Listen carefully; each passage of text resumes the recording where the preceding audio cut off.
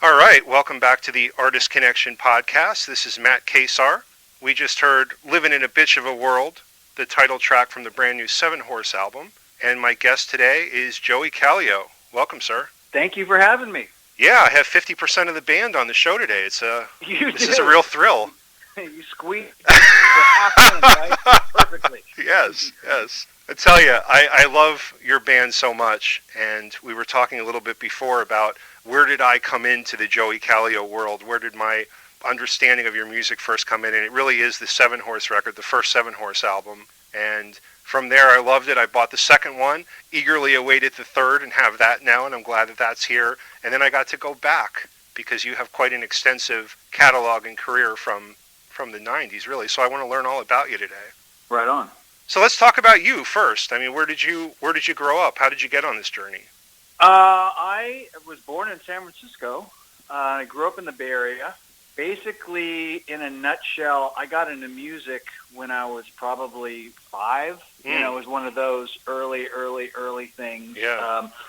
I was fortunate enough to be, I guess you'd call them babysitters. I had these 3 blonde-haired babysitters. They were, they're Nordic, and they're very, classic kind of California blonde. And they were really into music. That's kind of the upshot. One of them was dating a drummer, and there was just a lot of records, and I was just drawn to their stereo, their record player, and their records. And at some point, they kind of caught on to that and just gave me a bunch of their kind of old records. Like, we don't, just stack of their, stuff they don't really care about, whatever. It was a couple, 3 years old or whatever at that point, and they were over it. And that was kind of it. It was very organic. I mean, it was just one of those things where it happens, when it happens in life, and it just happened at a really early age. That combined with, I did get to get behind a drum set. I couldn't play it at first, but I got behind it, and that was kind of another kind of punch, if I can put it that way, Sure. where I couldn't ignore it. That was what I wanted, and then it was, all about listening to radio. I got a drum set at Christmas, and when I was 7, I guess, maybe 6, and I had it for probably close to 2 years. And took it away, but that was long enough to kind of like I learned how to play it to a certain extent. I had natural rhythm, and that was never really went away.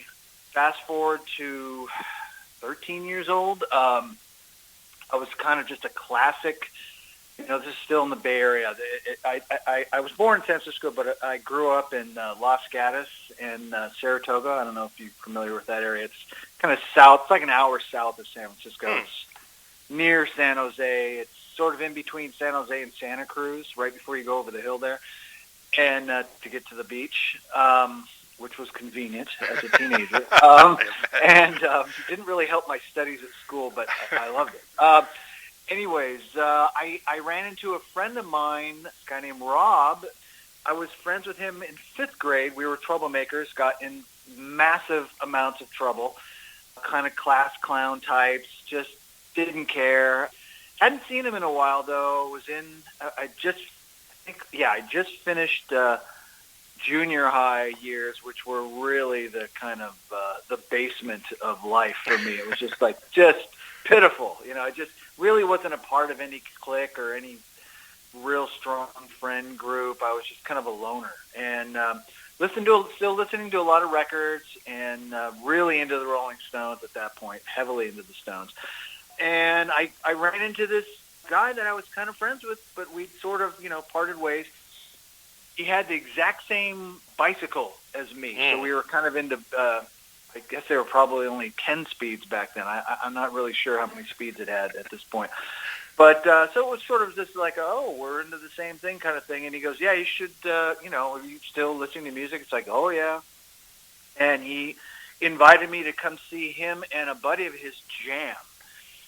And I really kind of was, I'd kind of searched. I played a little football, and I didn't really have natural talent, but I could, stand in the way of somebody, I guess, a little bit, you know. Yeah. So I did that a little bit, but I just, you know, even though I liked football, I just wasn't that good at it. I wasn't really that good at any sports. I wasn't either at all.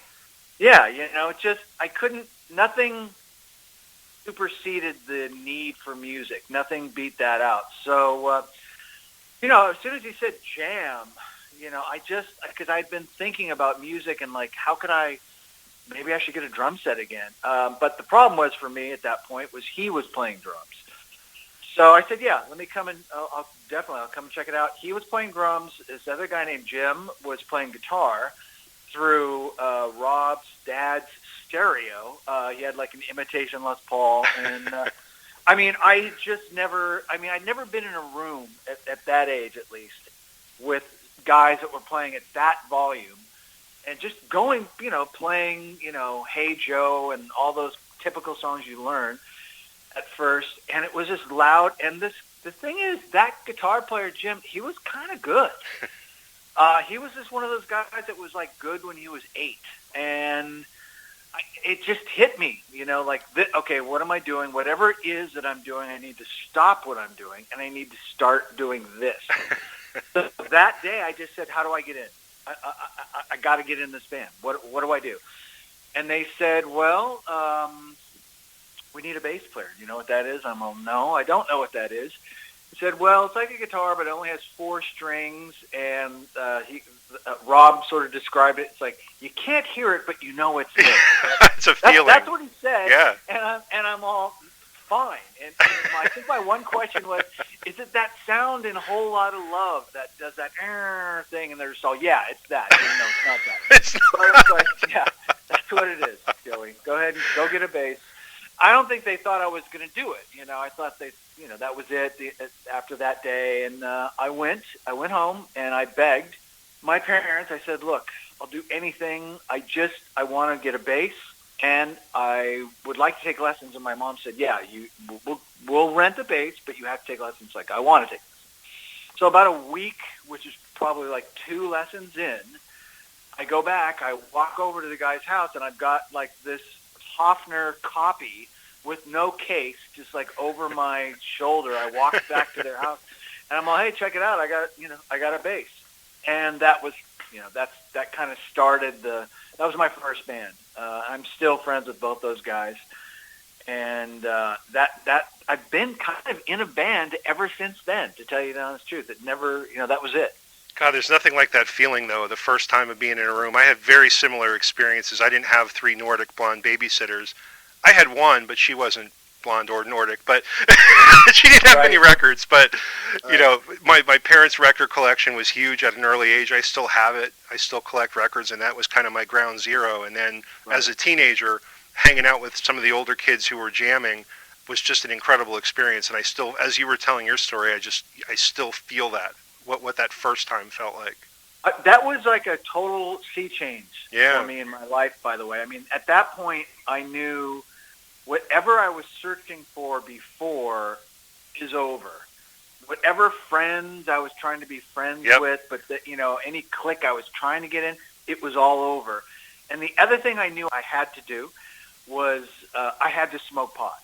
Just, I knew instinctively I had to go out somehow.